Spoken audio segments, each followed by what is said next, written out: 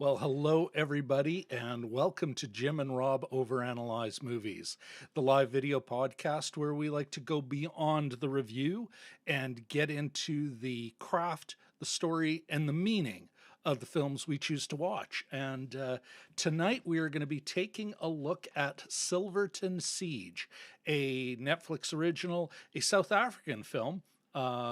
Here's the log line from Netflix. While on a high-profile mission to sabotage an oil depot, a trio of Umkhonto Sizwe freedom fighters arrive with police ready and waiting to arrest them. Realizing they have been set up, they run, and a fierce and deadly chase ensues, which sees them taking shelter and hostages in a bank. It was directed by Mandla, Dube, written by Sabelo, Mgidi. It stars Noxolo, Dlamini, and I apologies for my mispronunciation, Thabo, Rametsi, and Stefan, Erasmus. It also stars Arnold, Vosloo, Elani, Dekker, and Mosalakae.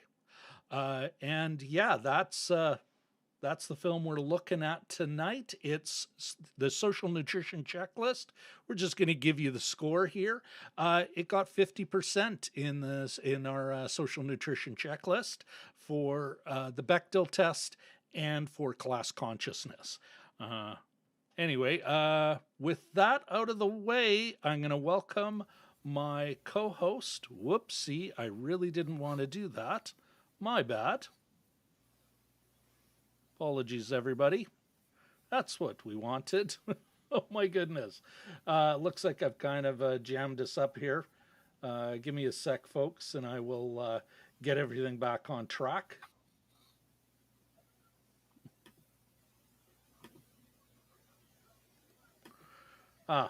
There we are. Okay, we're back on track. My apologies, everyone. Jim, how you doing, my friend? Free Mandela. Maybe it's a little bit too late, but I'm always late to the party. Well, listen, Jim, good to see you tonight. We're going to get right into it. We're going to jump into the quick review, but I do see a couple of people in the chat. So why don't we say a quick hi to DMG? I'm sorry. Let's give him a proper welcome. Dragon Movie Guy. How you doing? How you doing, my friend? And let's jump into the quick review. Jim, give me a few sentences on what you thought about this movie before we go into the spoiler zone. Sure. Well, is this South Africa's Dog Day Afternoon?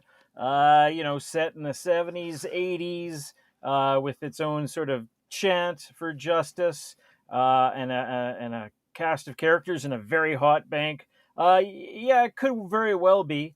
Starts with a great foot race in downtown Pretoria, and then it plops them right in the middle of a sort of what did you think? Disaster movie scenario. It was believable. I don't think it really wavered, and the leads were all interesting, and I was engaged for the entire time. Yeah. You know what, Jim? I disagree. I found it a generic bank hostage movie made only slightly above generic, slightly above mediocre because of the performances of the leads. And I'll include Arnold Vosloo, who folks will recognize him if they've watched the film from The Mummy and The Mummy Returns. Who he played Imhotep. And we've seen him in a few other American films. He both lives in the United States. He is a naturalized citizen. But Jim, I found it otherwise hitting all the standard bank hostage movie cliches. The phone calls, you got a little bit of, who's on whose side. Of course, there's drama with the hostages. Are they hungry? That kind of thing. A cop trying to keep a lid on everything and keep everyone calm. Other pressure from the feds. you know. So I did not. I'd say this is only the performance of the leads kind of saves this from being an utterly forgettable film. And it was kind of neat to see that 1980 Pretoria. Yeah. But anyway, you know what? Yeah, I mean, it does hit those, and the setup right away once they get into the bank with a pregnant lady and the priest and the woman who's keeping a secret about a family connection, and the other one who obviously isn't quite who she appears to be. And there's a few setups like that, but I mean, maybe once in a while it's good to watch something. It probably, I think, it reminded me of a lot of movies I watched as a kid. Yeah. And we've seen in the last, forever. Maybe not forever, since we've been watching movies. Okay, with that out of the way, though, there's our quick review. I think it is time. Let's jump into the spoiler zone, because I cannot give up the cheesy the cheesy Effect. Nonsense. All right. That's what it's all about. Okay. The Craft. Jim, I'm going to start here. The performances. Other than maybe the... you know what? They're all solid. At no time was I going, oh, get the hook. That person needs to come off the stage. At no time did I think that. The performances were solid. And as you've said before, and I love whenever we watch a foreign film, and this is a foreign film, a lot of these people we haven't seen before, or we haven't seen them in roles like this. Arnold Vosloo is South African. So as he slips into that accent and brings on the Afrikaans, it's not the person I'm used to. All the other players, it's like, I don't know who any of you are, and this is awesome. I also loved it. It felt like the 80s. Everything had a nice feel to it. Even that big old style bank, and we've got a couple of these in Winnipeg that are no longer, even if they're still owned by the bank, they're no longer banks. There's that kind of style of big open room, and you're in a big important place is gone. I thought they did a really good job of giving us that vibe, setting us in that place, setting us in that time. And that I thought was outstanding. Other than that, I felt the soundtrack did what it should do it did what it was supposed to do in a thriller. I don't know about you, but I felt like it was neither wonderful or awful. Like it was just, it supplied what it needed to supply. Was there any particular, other than that production design, that gave me that vibe? The great, again, seeing people committed to their roles, getting to know them in a way that I is harder when I already know the actor from other performances. No, I thought it was pretty good. What was your standout as far as The Craft goes?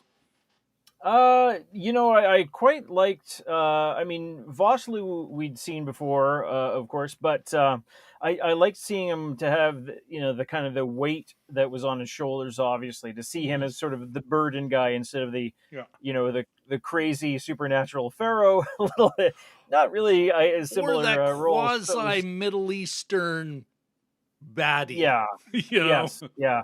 So it was neat to see him with, he seemed like, strange comment maybe, he seemed like a dad, to me, like the sort of the world weary kind of father figure. But and And also they sort of, delivered beyond the caricature, beyond the generic yeah. expectations.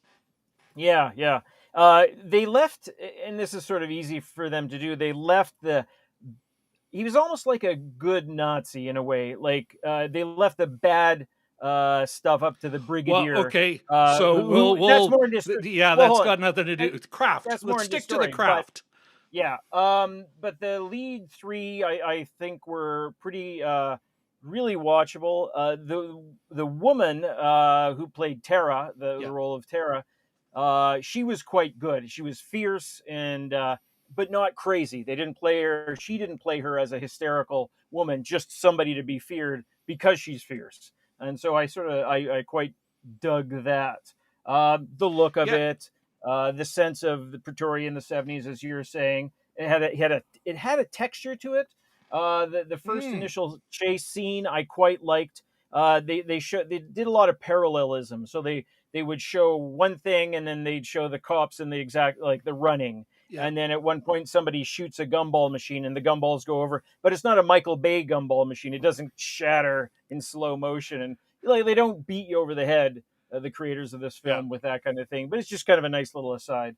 And the music, yeah, I mean the soundtrack itself, yeah, it did what it could. I like the injection of songs, of South African songs. I think they played Fela Kuti at one point, and a few others. Probably easy choices for them to make, Yeah. not necessarily songs that I was familiar with, but it sort of just added another level of we're watching a movie from a different country. And that's always appreciated on my part.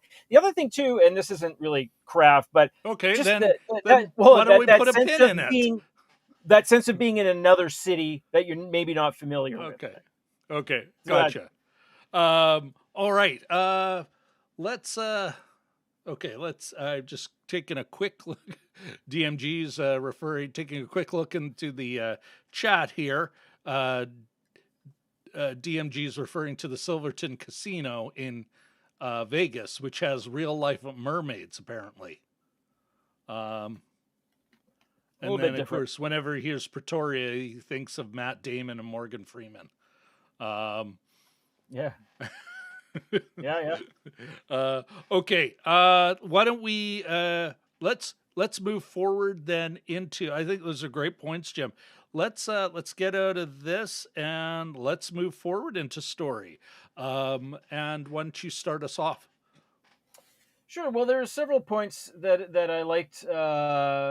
That the way they handled the story, and I think most, again, the Tara character, as she comes across as part of the story, she's a competent woman, and I don't think you ever see that. Like the males are afraid of her, and so she's sort of formidable, and I quite like that. So Mm-hmm. that's sort of hand in hand with how she came across in the story and how she was portrayed. There's a couple other things too, and we were talking about the nastiness of the apartheid regime at the time, and most of the nastiness is left to the brigadier. So I don't know if that's sort of cheating, because he literally doesn't consider them human. And even there's a black African American character, and he says, well, you should have just gunned all of them down.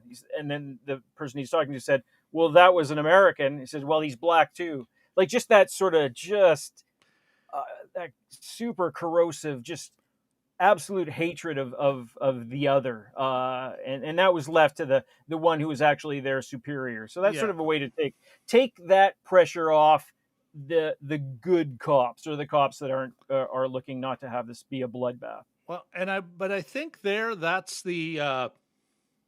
Actually, continue. You continue. Sure. I'll speak to that because I think that was one of the things that actually kind of bothered me.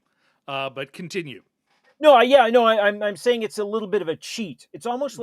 like giving a character a Mm, cough and then you find out later yeah, it's tuberculosis. Like yeah. it's sort of a way to get around the fact that most of the policemen probably weren't very sympathetic. Oh, not even Uh, sympathetic. Awful. yeah, You know, or it's yeah, exactly. you can read their Truth and Reconciliation Yeah, Committee report or commission reports, and you can only go so far on yeah, how yeah. awful the police were, top to bottom. Yeah, because they just, do try to make these guys out to be, as I horrific. said before, good Nazis in sort of a way. Yeah, well, Um, you continue. Yeah, keep going, sure. Jim. And I'm not the here to other argue with you. no, I'm no. here. I will speak my piece later. What else you got Uh, to say?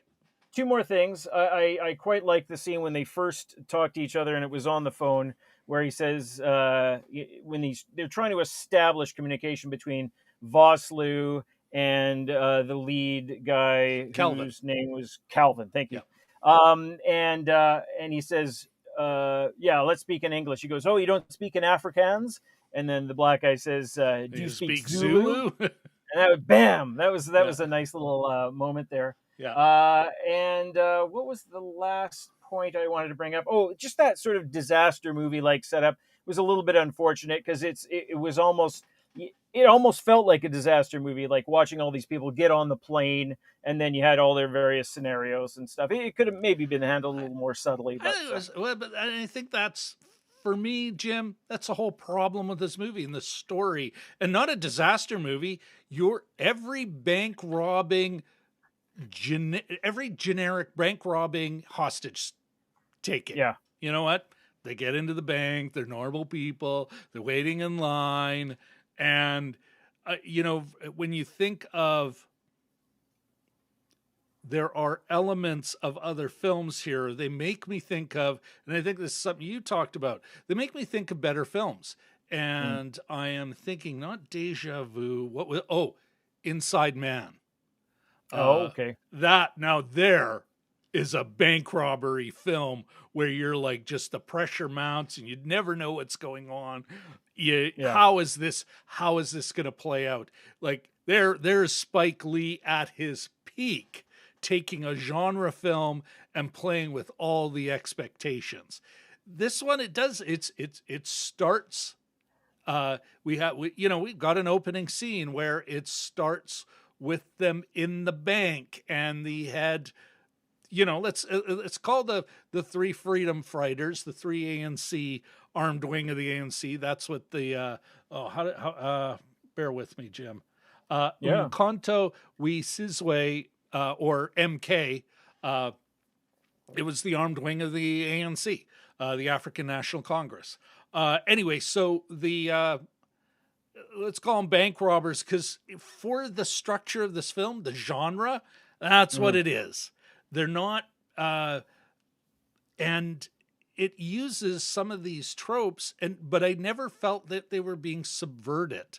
It was almost like, I'm going to use this, and this is the movie I'm going to give, but I'll refer to, the context.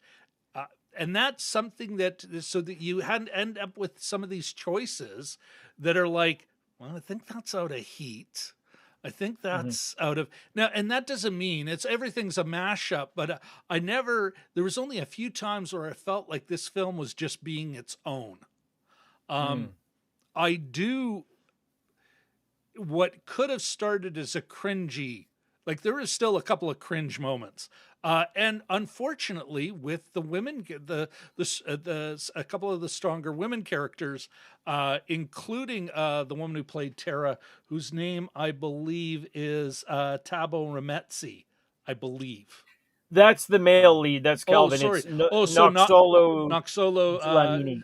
Dlamini. Thank you. Um, she, there's the moment where her partner dies, and it's like, okay, yeah, you know what, and they got to leave him behind, and she has almost like a Michael Bay moment. Shoot up in the air, and no, I, Yeah. I am not. It's not that she can't show the emotion. I thought it was better delivered later. And that was a directing, there was a script choice, It's like, no, we'll have this big explosion. But then she's a disciplined soldier later. I loved her. I loved seeing her anger later when it was Mhm.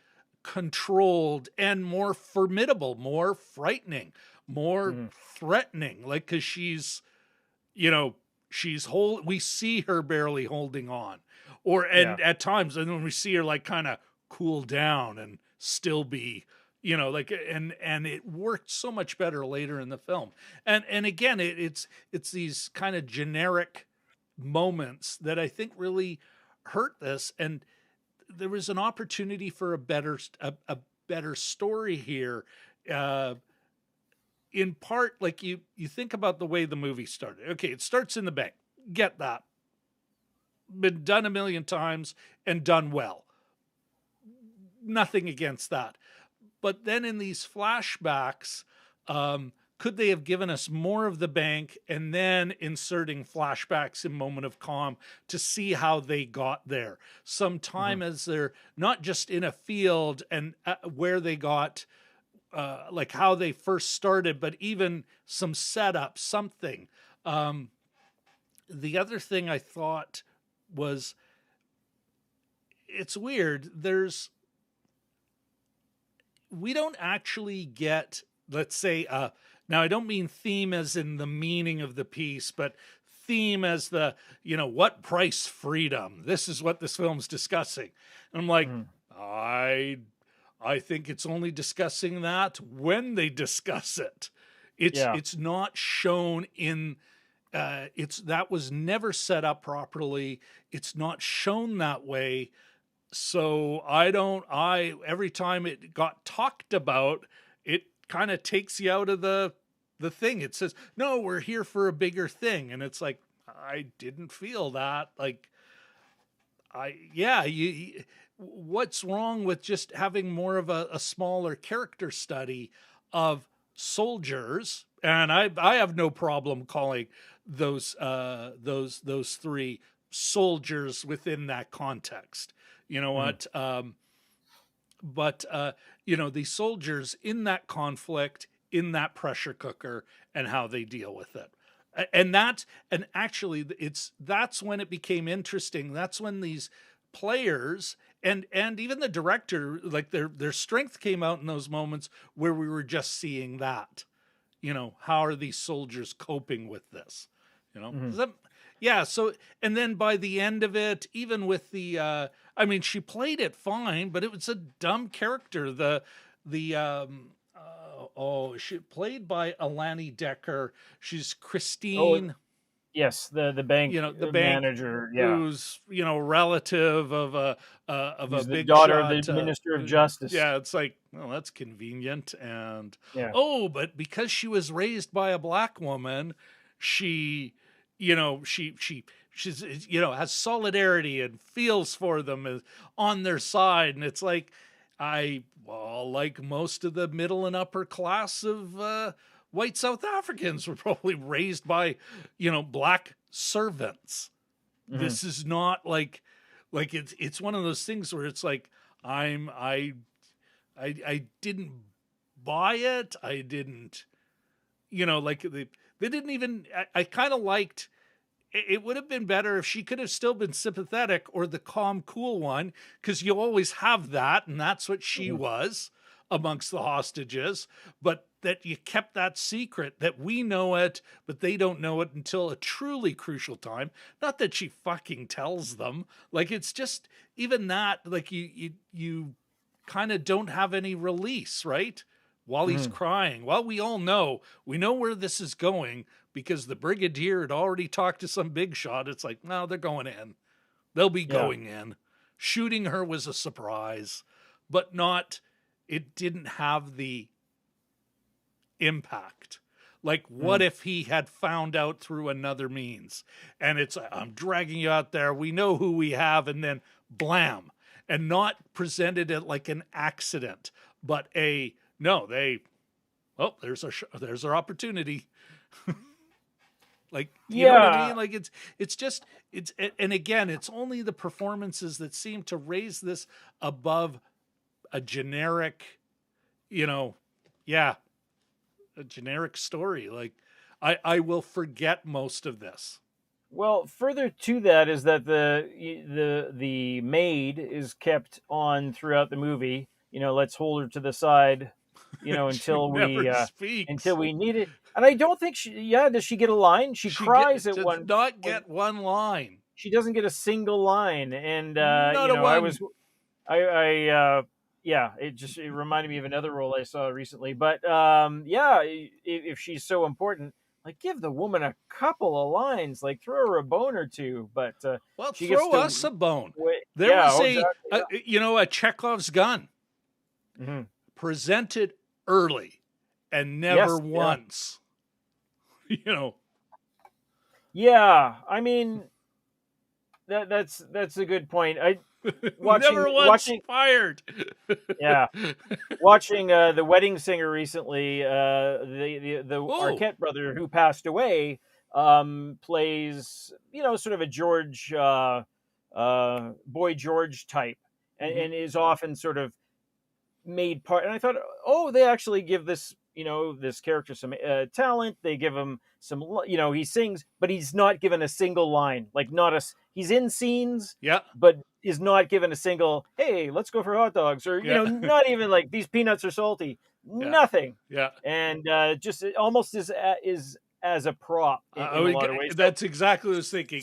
Yeah, yeah. she is a prop and a plot device that's, and also never once used. Like used in Mhm. an opportunity for Vosloo's character, Lagerman, Mhm. to look sympathetic, Yeah. you know? And yeah, and that was another thing, and this is maybe a little subtler, and I could be off on this, but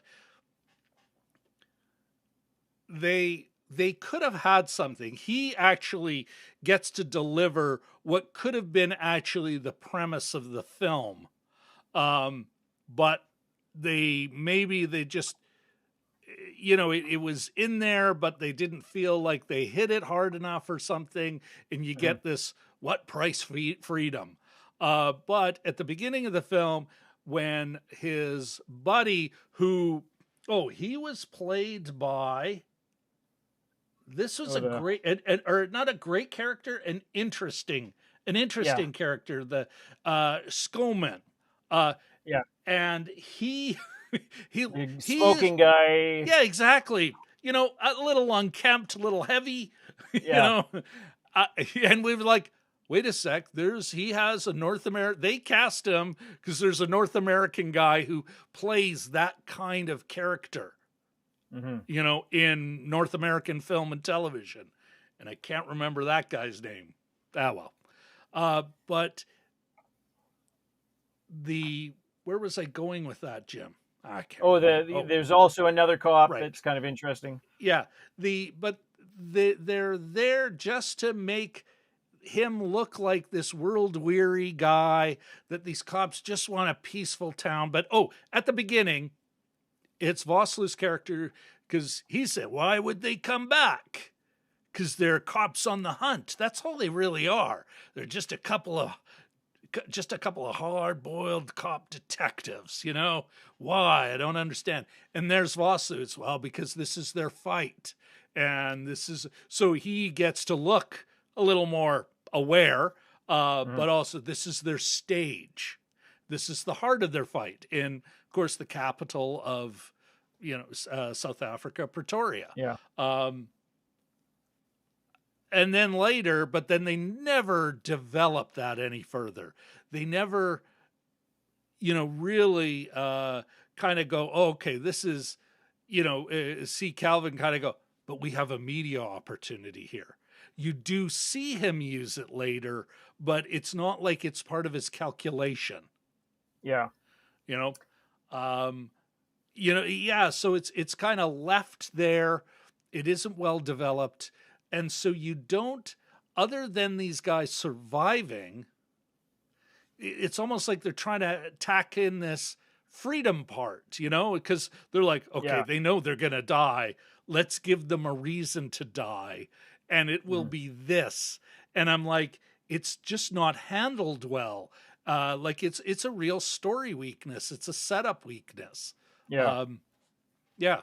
And there's a weird kind of, maybe not a conflict, but sort of you got a finer tuned thing that you could have, a simpler thing you could have developed. This idea, the Pretoria, and all these attacks are actually about making political and public statements, and then it becomes a conversation about what is freedom, or what is the price of freedom.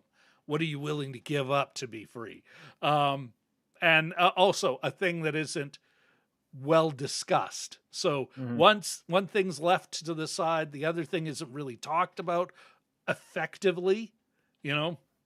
So yeah, that's my problem with this movie, I think, Yeah, you know?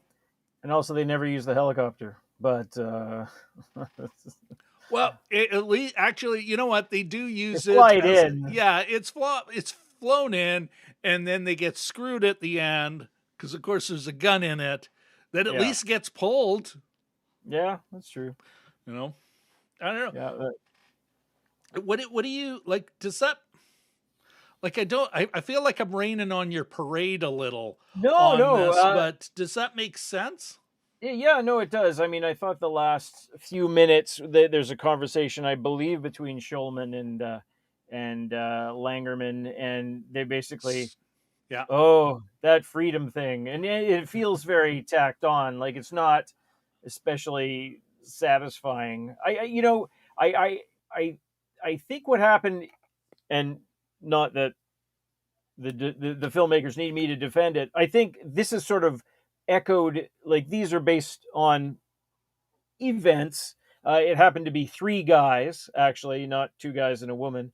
But it's funny, about a month ago, before this debuted on Netflix, I looked it up and I could barely find anything online about it. And since it's been me released, too. I've found a little bit more, including somewhere in South Africa. There's a statue that's been put up to these three guys Yeah, farther off into the country. But these three people, the three guys who three were guys. Yeah, involved the actual in three the men, initial thing. young men. So in a way, they were sort of ad-libbing as they went along too. I mean, it came out of a chase, and they Yeah, ended up in a bank looking for refuge. And so you can, I mean, maybe there's parallels there, that they were just sort of like, what do we do now? We're totally boned. We're not getting out of here. We might as well make it about something, which I think could lead into the eventual message. But you know, it sort of, but did it they were ever making, feel real when they said like the Mandela maybe if they didn't keep talking about the price of freedom? yeah, yeah, Like again, that's it's set up with Vosloo's character, Langerman, going, well, this is their stage. I hmm, I I I'm okay with them figuring it out on the fly. yeah, Again, put the focus back on them, put and start talking about that stage. Have a moment where Calvin goes, holy shit, there's media here and they haven't gotten rid yeah, of them. Okay, we're gonna burn some money. This is what mhm. we're gonna do. Like that we see him The literal reacting price to of freedom. oh, but that we see him do these things Mhm. to make a spectacle for the media. Give us a reporter, you know, to talk Yeah, about it. Then all of a sudden we're like we're focused on that, let's say that save the cat thematic statement.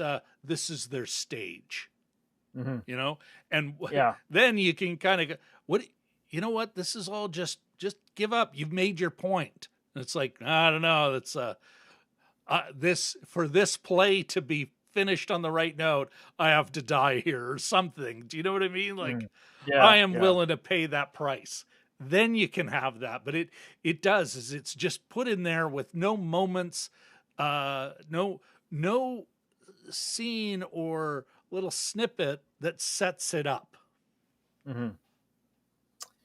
Yeah, yeah. I mean, there's a few other aspects of it too. I mean, the fact that the one soldier gets away with, essentially killing the minister of justice's daughter, and they're like, "Yeah, we'll protect you." I don't know how true that rang. I mean, they would, if it was anybody else, maybe, but that's a pretty big mistake. Yeah. That's not just an oopsie, but that's a kind of a big deal. But they let him know that he'd be, it's okay, you're We'll good. look after you. Well, I think there was a moment there because I they didn't set it up. They Hmm. didn't have that conversation where it's like they didn't even, it. If I described it as a spoiler, this is how I would describe it. It's like, and then the brigadier got the, hey, make it look like they murdered her. you know, a conversation with one of them. If we do see her, just make it look like he killed her. You know, Yeah. like, I mean, it's also been done a million times, but that would be more, you know, more interesting. You And know, that with the aspect wasn't from the real incident. There were totally made the up. 3 guys were killed in addition to 2 women, but I think we'd know if it was the Minister of Justice's daughter. I think that was a you know, Yeah, a little no, bit of a it flourish. was a made up thing. Yeah. Nothing against that. No. You know, we talked to, you know, when we were talking to the director of Flashback, you know, we discussed some of that. And Dube is quoted as saying, yes, about 60% of this is real, but I want to make it an interesting, dramatic, exciting film. Mm-hmm. Set her up better. Earn that death. Like, I mean, you know, even it's like she's Christ and they're carrying her back. Like, like there's these cringy on the nose moments, and this plot point, this B plot, which could have been a super cool B plot, where it's like it's a shitty payoff, you know? Mm-hmm. You know, why is she dead? They give us they want their cake and their bread or butter. They don't want to say she was assassinated for the cause. Mm-hmm. So it's like he just slipped, he overreacted, I thought I saw a threat, where it's like, or maybe it was, I saw a threat because she was turning on the regime. Here was a white girl who's the daughter of, you know, starting to go political. You know, well, you know, really hammer, you know, that needs to be set up better. Mm-hmm. But yeah, it's too mushy. So we just, again, not an earned moment, you know, not set up properly. So you're like left with, well, it sucks that she dies. She seemed nice. You know, yeah, but why did she stay? Like, just was this her expression of solidarity, or, you know, have a moment where she's just saying, it's like, I can't. No, I've got people who report to me. There's still staff here. I'm the supervisor, and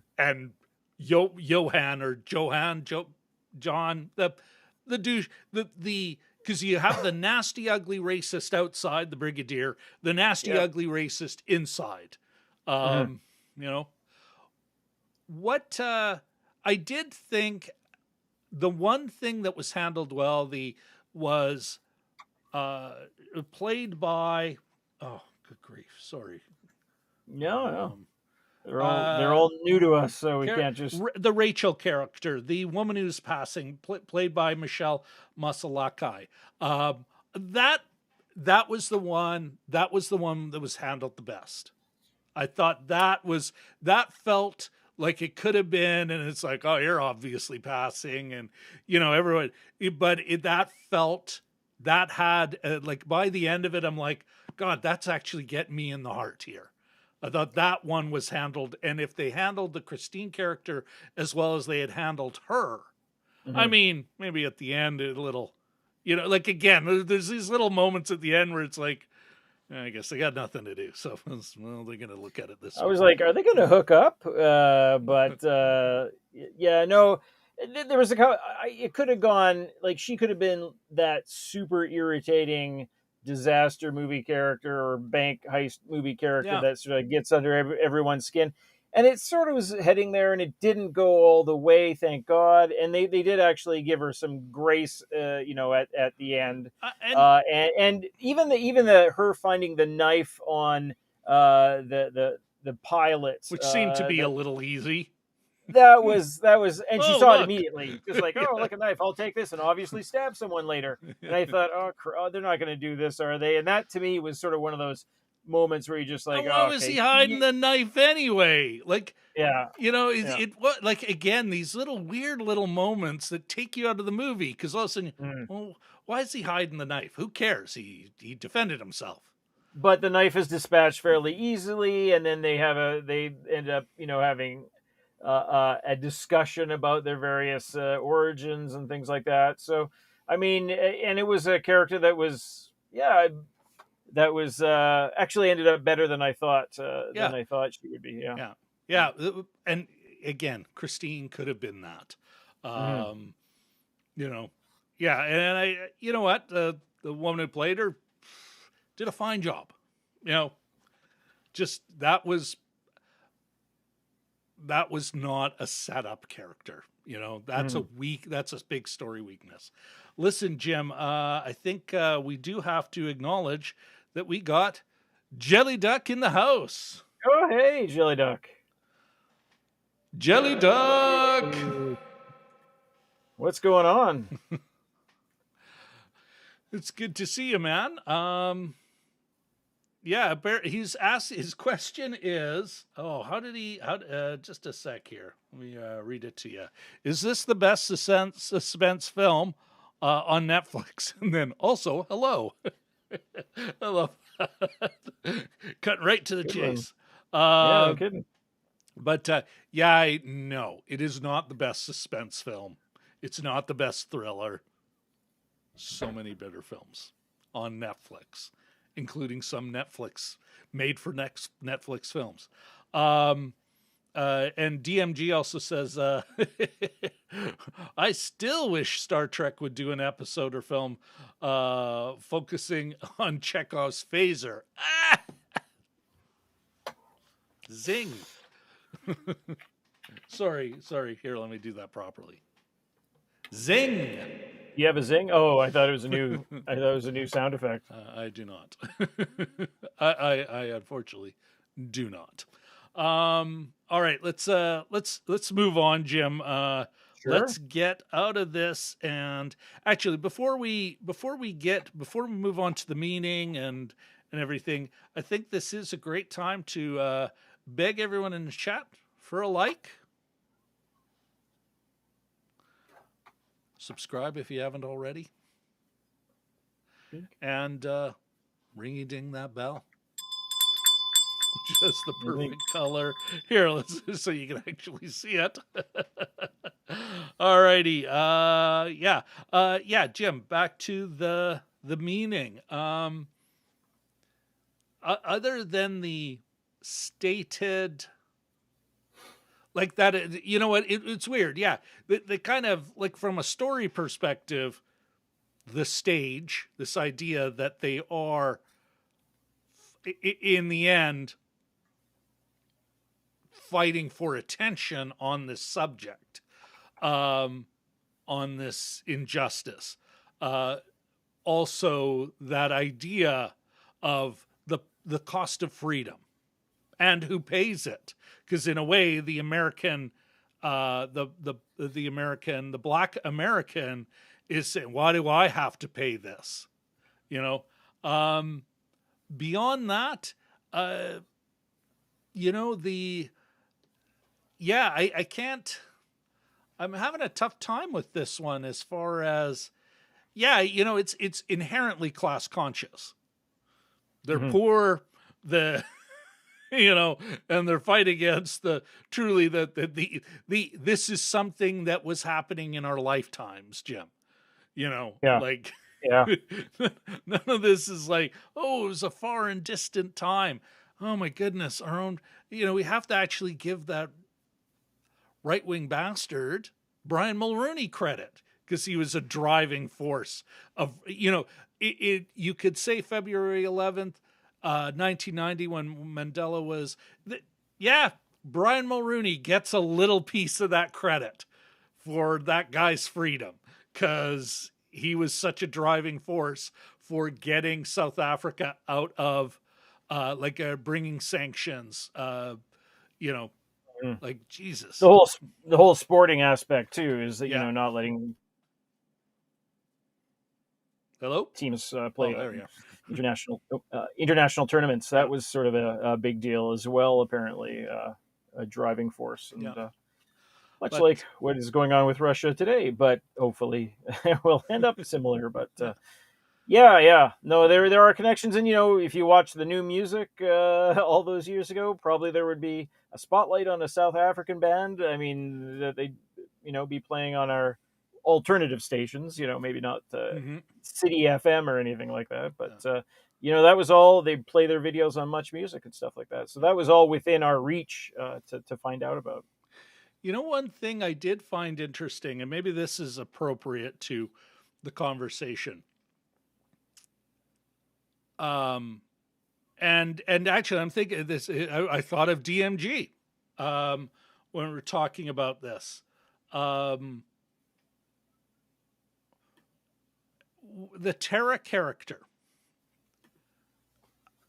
One thing I did like about her, just the way they cast her, was it was notwithstanding the real facts were three young men. In any actual revolutionary conflict, men and women are on the front lines. In a rough equality, because it's like, well, whatever. It's our survival. Mm-hmm. And so presenting her and their little unit, and even Calvin saying to her, you know what, Tara, that I failed you this time, because they have been a unit, a fighting unit for a while, a little squad. But that we see them as competent soldiers, as there's that weird little street mall. Makes me think of original Polo Park when it was still open, Yeah. open to the sky. But there's these little moments where they're actually seeming like they're competent soldiers in acting in unison.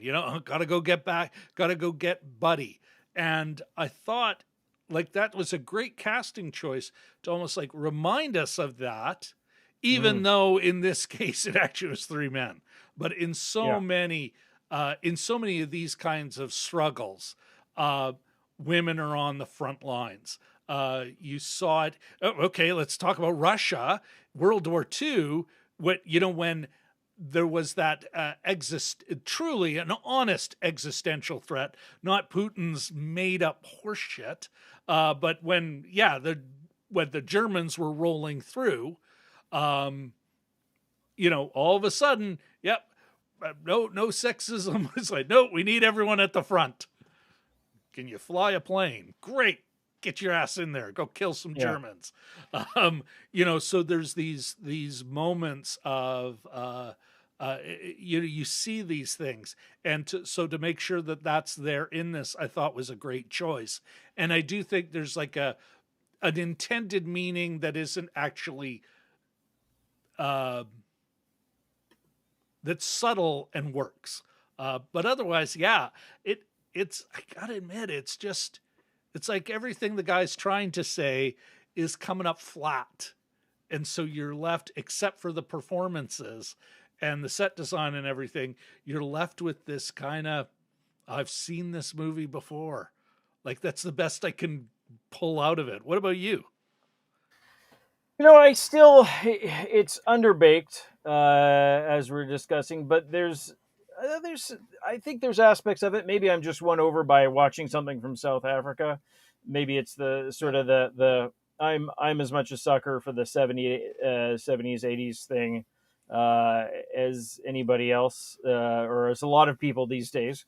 And I think those things are well handled. I would like to have seen it come together a little better at the end.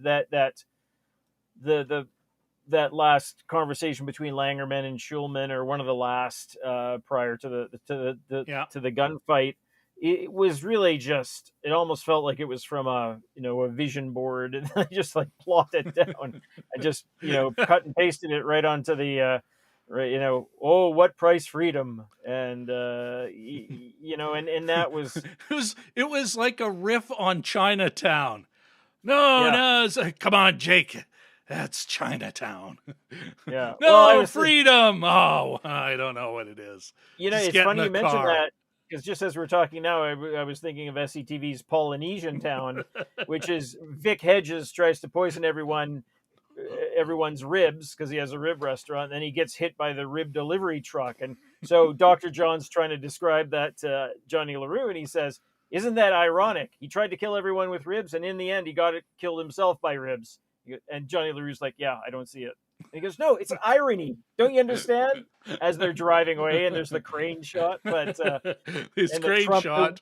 the wistful trumpet music. But yeah, no, it just there's the there's a ham-handedness to I think some of the story aspects. Yeah. I'd like to see more sort of from this. From this director. I think they're sort of on the right track. It's more in the storytelling needs some sharpening, of course. In terms of meaning, I was going to say, I guess another thing to perhaps take from it, instead of getting all nihilistic and just sort of going out, immediately in a blaze of glory, they try to figure, they do try to turn this into a free Mandela thing. We're This is going to part of lose. How do we give our death meaning? Yeah, it's almost like a Thermopylae kind of idea, which I used to call thermopyle. But like the sort of thing, we're gonna lose. How can we do something with this? Yeah. How can we get there? How can we help our community with this? We're obviously boned, as Bender likes to say. But is there a path other than just sort of nihilism out of this? Yeah. So that's one of the sort of the messages, and they found one. It wasn't effective, but because it took 10 more years for Mandela to be released. But they give maybe this incident a little more credit.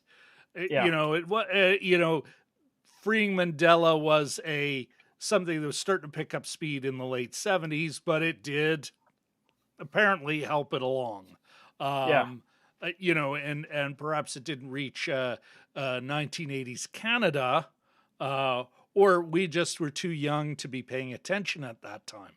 But I want to, go ahead. I was just going to say, when Elvis Costello sings about it on ABC's Friday night videos, and I'm not kidding, there's a little bit of sort of, that's as mainstream as you could have gotten at that time. So that's, I distinctly remember watching that on Friday night videos. So, I'm talking about these three guys. You ever heard of this? Yeah. Ever heard of Silverton Siege? No, that did not percolate to us in Prairies, Canada. No. 13-year-olds old. But coming back to something you'd said, Jim, and I think this could have been, like, in a way, we're reading meaning into their lives, or meaning it. What could have been the conversation this movie was set up is it's like, we're boned. It could be a great, you got to handle it well, and it's difficult. I'm thinking of Deep Impact, where as they're coming home, their missions failed. I'm talking about the folks who are in the space, the astronauts, and it's they can do one more thing. It does mean them all dying. I think her last name is McCormick. I can't remember the actress's name right now, but she says, "Well, we'll have high schools named after us," But we can do one more thing. These folks, that could have been the theme, but it's mushed up by their conversation of it. It may have been exactly where he was going, and it just wasn't handled well. What price feed them, I don't know. And it's like, could no one have said, well, I guess they know what the price was, and that was that, or I don't know, like, I just, oh well, it is what it is. Before we move to our final thoughts and the grade for Mr. Dube, Jim, why don't here, bear with me. Sure. Why don't you tell us? Oh, and there's a couple of comments from DMG, but we'll get to those in a sec. Why don't you tell us what we're going to be doing next week in a special Sunday? We're actually moving up a thing. Tell us. Are you familiar with this film? Do you remember? Speaking of Africa, a little African science fiction movie called Star Wars, A New Hope. Sorry, Tunisia. There's a little, a little bit of a shot in Tunisia, Yeah. but anyway. Yeah. There you go. Yeah. African science fiction, Yeah. Yeah. not District 9. Oh, that's a reach. Yeah, uh, just kidding. yeah, though Strictly location. that's correct, folks. We are going to be next week. We're going to move up in advance as part of a couple of things we're doing in advance of the Obi-Wan series coming out on Disney Plus. We're going to take a look at the OG Star Wars, A New Hope, and ask ourselves, does that film hold up? Jeez, it's got to be 40, 42, 40, Yeah. 5 years 40. later, 45 years Yeah. later. Okay. Yeah, does it hold up? Does this little flick hold Almost up? to the weekend. Almost to the weekend. Yeah. We also do, we got a couple of comments from DMG. Sounds like Sure. Rob Christensen likes this movie about as much as I'm going to like this upcoming Seahawks season. DMG, wait, how do I remind you of a woman on the front lines? I was thinking about you, DMG, regarding message films, messages in films.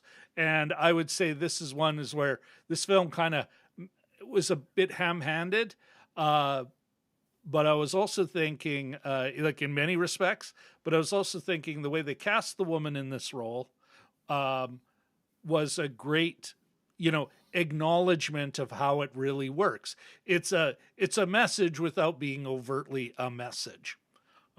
That's what I was thinking about. So I was thinking about DMG, and can't wait for next week's Star Wars podcast. Live long and prosper. Oh, another zinger. All right, he's making me angry. This is boiling up your blood. Okay, Jim. What are we giving, Mr. Dube? I'll give him maybe give him a C or something. Like it's there. I think there's something here and something that I liked, and I agree with you that it could have been better developed. I think, but I was sort of thinking about it a little bit today, and again, it could just be me. It could be completely just my discretion that I sort of dug the high-waisted jeans or something. A word out to the costumer, by the way. Good job on that. That was kind of cool. But that aspect of the movie. But I think there was something here. Didn't come together at the end. But I'll give him a C. Yeah. You know what? I was kind of playing around with C- actually, because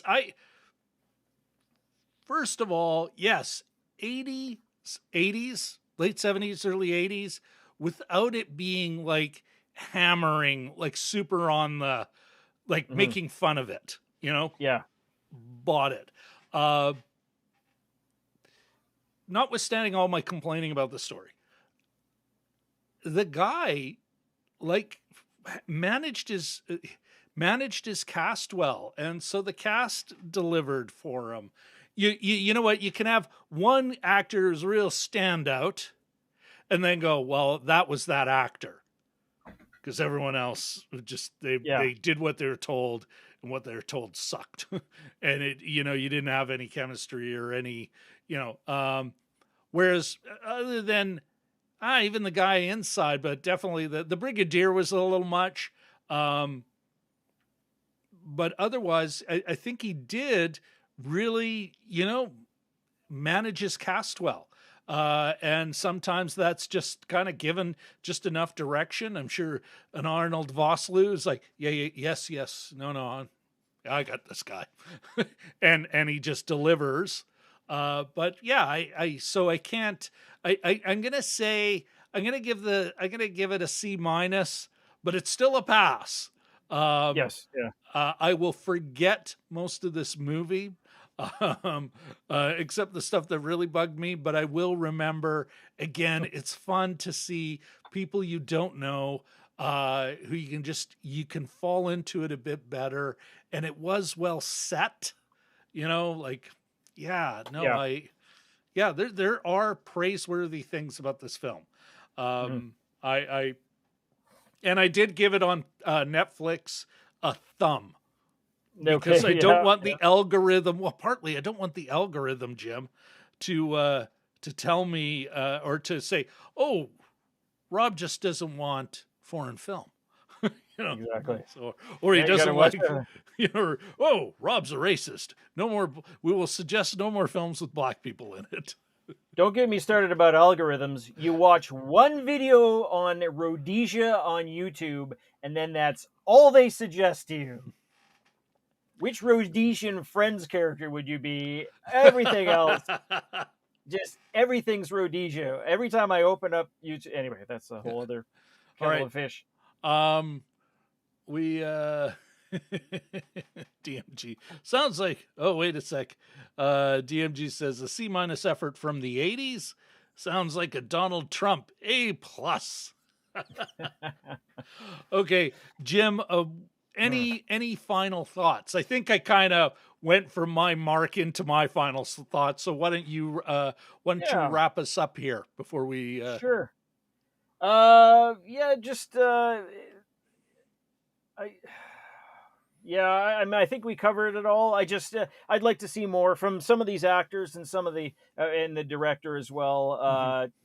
going forward in the future, and maybe some, even some more African movies. I don't think we've taken a look at one before, so that would be kind of interesting. You know, you're actually, Jim. That's I'm gonna I want to jump on that. You're absolutely right. None of what we were complaining about, none of that what we were saying was like, well, this is kind of amateur hour, professionally done, real Oh, like I mean, yeah, you're high right. production It's like, values. yeah, let's see more and let's see more from the director. It's not like he's watching it and going, Yeah. "Oh, that was perfect."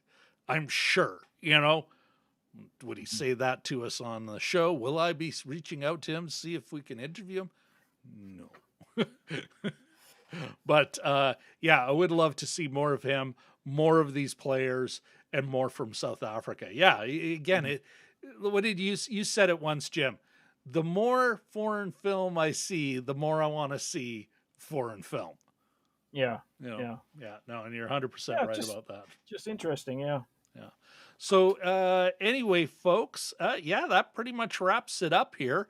Let's want to say goodbye to the loyal folks in our chat, Mr. DMG, Dragon Movie Guy, who recently surpassed, I want to say, 90,000 views on his channel. He's Yeah, it's kicking her crazy. ass, but lots of people are.